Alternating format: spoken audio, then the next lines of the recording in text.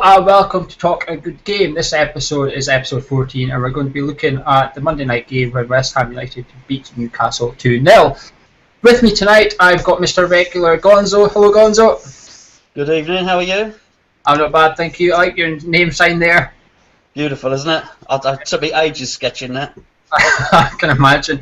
I've also got a new guest with me tonight. New person, do you want to say hello?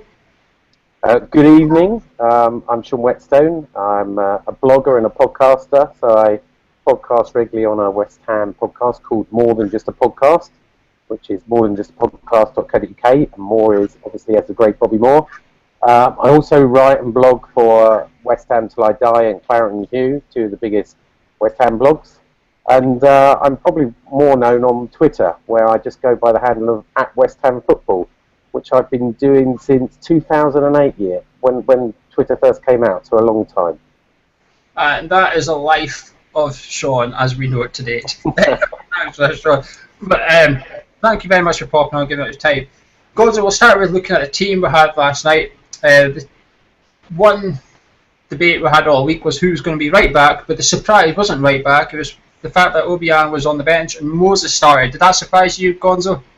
Yeah, big time. Posted on the forum and said that I'd be surprised if he changed the team at all. So yeah, to be fair, I didn't know what to expect because I've not really seen much of Moses in all honesty. So what I did see was a big surprise. Sean, you were also at the game, season ticket holder down in the Chav corner. When the team news came out, what was everybody thinking? Was everybody thinking, oh, this is a nice wee change here from Bilic, or what was the thought? Well, no, I'd been tipped off a little bit earlier that Moses was starting and OBM was on the bench. I mean, they've invested a lot in Moses. He's going to cost between 175 and 185 grand a game. When you put in the loan fee of over $2.5 million, his wages, bonuses and performance bonuses, goal bonuses, everything, he's not cheap. They don't get a loan like that, and Chelsea got their money's worth without playing him. So of course he was going to get a game, and I think the gaffer was proved right, because what a game he had, and really unlucky not to get a goal. Hit the cross post, and in his earlier time he should have got a goal. And I tell you what, it was something special last night. It was like we're at the start of something special. This new revolution that started at West Ham, and we joked it was like watching Brazil last night. There was a really good atmosphere again at the bowling ground. There's a team last night, you would have never seen that many Flair players out in a Sam Allardyce team. But there's Bilic, thrown caution. We didn't have all the possession. I think we had something like 39% possession. But how dangerous are we on the counter attack?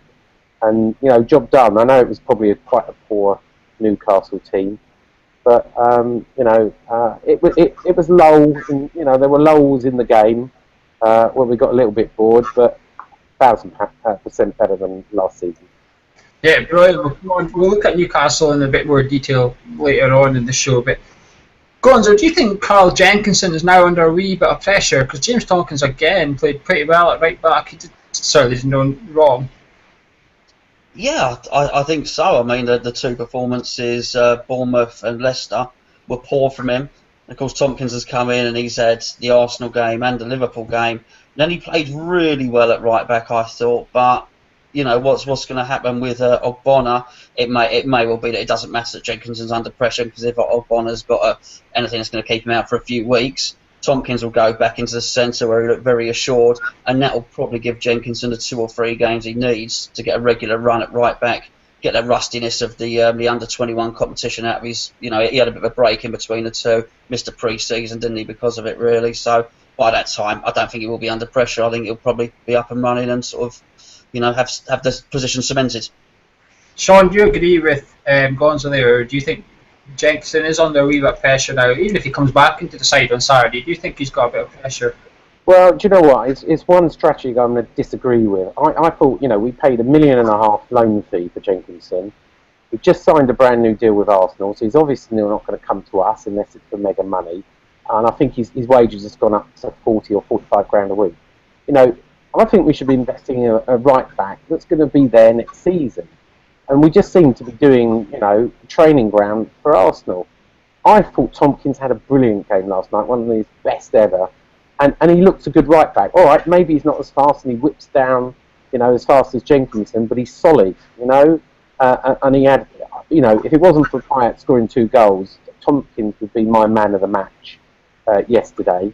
And I'd say if he takes this right back role, I'd put him ahead of Jenkinson. At the end of the day, Jenkinson's on loan. Tompkins has signed a 5 or 6 year deal. So I'd rather have a right back that's going to be with us next season and further seasons, rather than you know, an Arsenal fan. Jenkinson is a out and out Arsenal fan who's probably going to go back to Arsenal next season, and we you know, he's going to price himself out. All we're doing is adding value to him. So, you know, I don't mind Carl Jenkinson, but I prefer a permanent right back, to be honest. Yeah, that's a very good insight. We did a show previously, and Gonzo hated the Jenkinson deal, so he's going to be nodding and agreeing with me there. I'm with you on James Tompkins. I thought he was fantastic again. I really rate him. I think he's really underrated by a lot of our fans, James Tompkins. I quite like the idea that we could have a centre-back that can actually make a full-back position his own. All you have to do is look at the champions of the league last season. Ivanovic is not a proper right-back. As for Laqueta, however he says his name, that's a mouthful to say, him at left-back, he is a full-back, but he's not a proper attacking full-back like Creswell is, or like Gibbs or Baines or that. He's very defence first, and I think it's not a bad thing to have that solid aspect on the right back, and it could let Creswell push forward a lot more, actually, having that back up there. I agree with you, Sean. I think Jenkinson has to sit on the bench for now, actually. The Ogbonna injury is very fortunate for him, I think. It's going to give him a wee chance there. Coming on to the Ogbonna injury, Gonzo, are you worried about that? Because he has played pretty well so far. Oh, you know, I like him. I like him. He's a big boy, you know. I mean, you can see it on the telly when you actually see him in the flesh. He really is. He's a big, imposing presence. And my only concern was the fact that he's left-footed and Reed's left-footed. But Reed seemed to really sort of be improving with every game on that right side of the centre-backs. Am I worried? No, because, again, like yourselves, I really rate Tompkins. But I would like us to have as many options as possible. And Ogbonna it's a bit early in his career for him to be getting injured for him. So I'd like him to get fit and get his place back in the team. And like both of you, as you know, I'd like to see Tompkins at right back, ideally. Yeah, we'll move on to the goal now. Well, myself and Gonzo were watching on the box. One man was there behind the goal. Sean, talk us through it. What's your view of that first goal? Oh, it was amazing. It wasn't far away from me because I'm just to the right of the goal in Trevor Brooking Lower. I like to call it Sir Trevor Brooking Lower rather than Chab Corner. It's not pretentious. It's just I just don't like the word Chab Corner. Yeah, it was an amazing goal, and it just shows, you know, we've paid £10 million down for him plus extra on, you know, certain conditions. But what a bargain, and what a fantastic player is. He looked a little. If I'm going to have 2 criticisms about him, he looked a little bit tired at the end, and he's not quite physical enough for the Premier League. He gets bundled off the ball by big lads too easily. But yeah, two fantastic goals, and the first one, yeah, I mean, we were static after 8 minutes to be 1-0 up. It really set the tone for the evening, and you know, it's one of those great goals. And I mean, I don't know if you know, but one stat is we've scored 10 goals this season. I think we're number 2 behind Man City that scored 11. Who would imagine it? And the other stat was we've scored in every 5 games. We've scored. It's the first time for 15 years since 2000 we've scored goals in every single one of our 5 opening games. So things are looking up. I think we're going to concede more, but we're going to score a hell of a lot of goals this season. I think you're missing a goal there, Sean. We've actually got 11. We're joint top scorers for City now. You must be looking at a stat during half time or something. Oh, was it? Is it? Oh, of course, we scored 2 goals. So we're joined. We're joined 11, of course. Yeah. I was thinking, 2 goals. You're right. Joined at 11th. Yeah. Yeah, so joint top goal scorers now. Gonzo, would you describe that goal as world class? Yes or no? It's a lovely. It's just so controlled the way that it finished, similar to Grealish's one, wasn't it? Whether the goal's world class or whether it's not, I'm absolutely amazed that we've got a player of that calibre at the club. I can't believe it. You know, I think David Sullivan said if he was 21, he cost 40. But if he was 21, we'd have had no chance of getting him. Something is happening at that club. I don't know how much is down to Tony Henry or whatever, but there is something going on with the identification of these players. We are bringing in some really, really good players. And I'll tell you what, that boy would not look out of place in Chelsea, Arsenal, Man U, anyone. He's mustard. He is fantastic. The one thing I liked about him last night was the way the fans have took to him. The very start of the game, Lanzini and Saka were making a diagonal run across each other at the 18-yarder, and he tried a through ball for Lanzini to run onto, and Lanzini stopped his run in the middle of the box, and it just trickled out for a goal kick. Now, had that been Kevin Nolan, all you'd have heard was booing and growing, get him off the pitch. But because it was him, he got a round of applause just for seeing the pass, he's seen the movement, although it didn't work that time. And that's a sign that the fans, I think, are starting to buy into this new way at West Ham, or should I say the old way at West Ham, if you like to call it that way. The second goal, Sean, do you think that's a sign of how we're going to be successful, how Billich is going to set us up for that counter-attacking move? Yeah, I mean, it was almost like we were playing away from home, wasn't it? And it's a tactic that worked. But Moses just broke away.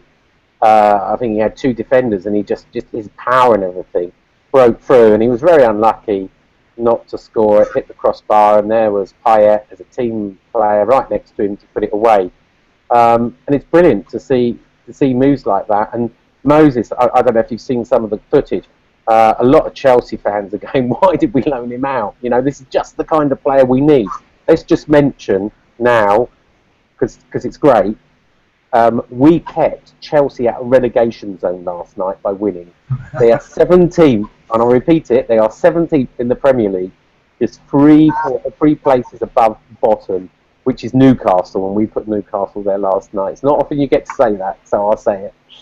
But yeah, I mean, Chelsea, I think they loan out too many players. I think Moses would have done a great job for him. Yes, we're paying through the nose for him, but what a great player. He's a different class to what we've been used to.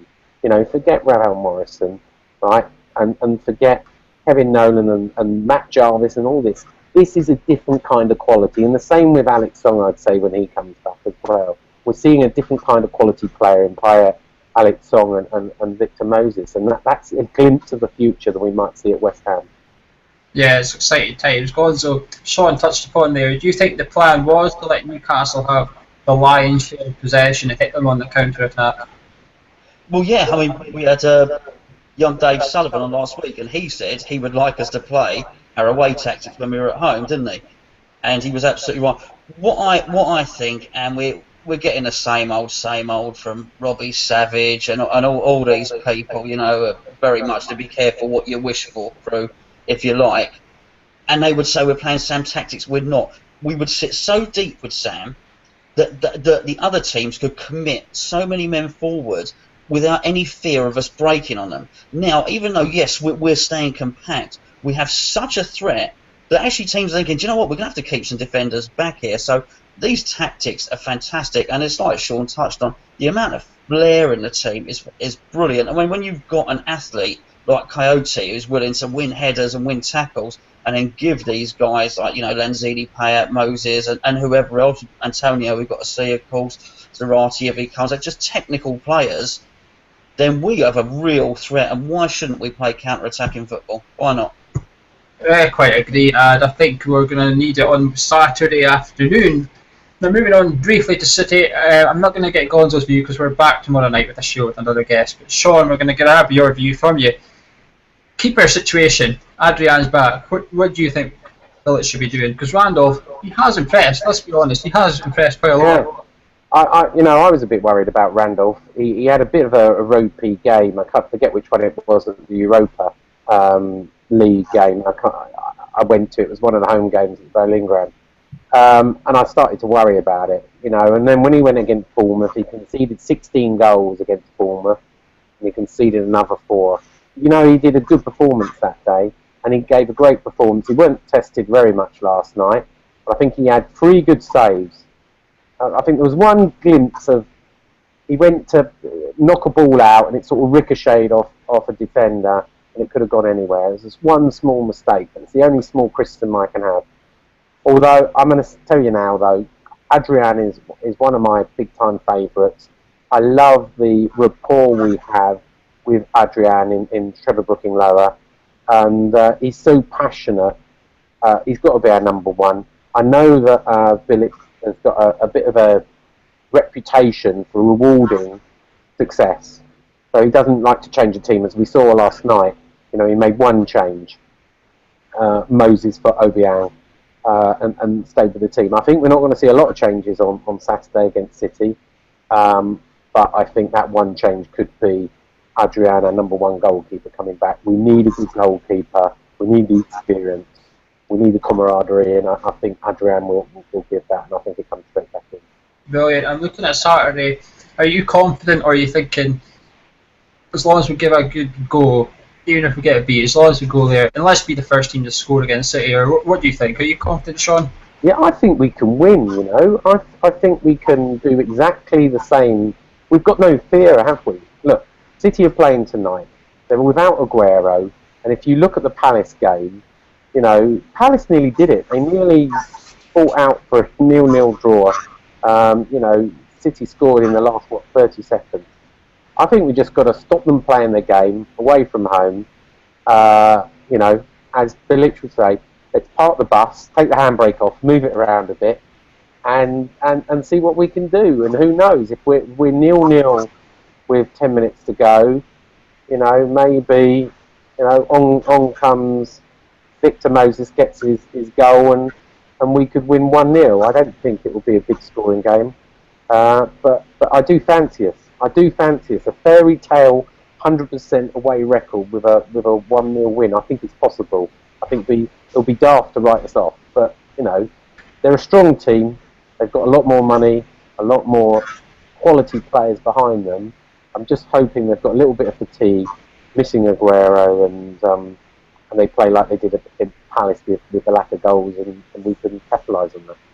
Yeah, well, you'll get my view and Gonzo's view tomorrow night on the Man City game. He's been sitting there very quietly. The bookies also think we could do something at City, because our odds have shortened quite a lot since last night. You could have got us out about 14-1 before kick-off. Now you're looking at about 9-1 for us to win at the Etihad. So the bookies are impressed with West Ham, obviously. Remember to subscribe to our channel below, and please share it as much as you can. Also, we now have a Facebook page. Remember the hairy guy from the previous shows? He's going to be running it for us, Charlie. That's very kind of him. So give him as much abuse as you would like. But Sean, I would like to thank you very much for giving up your time and popping on. Yeah, no worries. And Gonzo, thank you as well. Thank you very much.